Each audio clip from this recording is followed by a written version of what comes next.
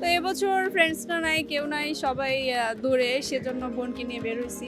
শুধু ফাল্গুন মাসের প্রথম পয়লা ফাল্গুনে হলুদ শাড়ি পরে বের হনো হয়। দর্শক, আজকে বিশ্ব ভালোবাসা দিবস উপলক্ষে আমরা আছি রাজধানীর রমনা পার্কে। তো আমরা একজনের সাথে কথা বলবো, তো আপনারা দেখতে থাকুন আমাদের ভিডিওটি। কেমন আছেন আপনি? জি আলহামদুলিল্লাহ ভালো আছি, আপনি ভালো আছেন? বিশ্ব ভালোবাসা দিবসকে নিয়ে কি বলতে চান আজকে? ভালোবাসা আসলে কি বোঝাবো, আর ভালোবাসা দিবস উপলক্ষে তো বের হই নাই, এমনিই ঘুরতে বের হইছি। তো ভালোবাসা সবার মধ্যে ছড়িয়ে যাক, এটাই চাই। শুভকামনা সবার জন্য। আমার বোনের সাথে বের হইছি। না না না, একেবারেই না, কোনো বছরই ভালোবাসা দিবসে বেরোনো হয় না। শুধু ফাল্গুন মাসের প্রথম পয়লা ফাল্গুনে হলুদ শাড়ি পরে বেরোনো হয়। তো এবছর ফ্রেন্ডসরা নাই, কেউ নাই, সবাই দূরে, সেজন্য বোনকে নিয়ে বের হইছি। আলাদা কোনো প্ল্যান নাই, এই আর কি।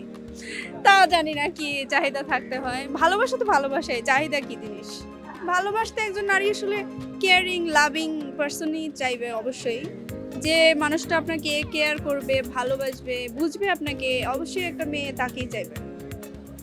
আসছি তখন 3:30টার পর আসছি মেবি।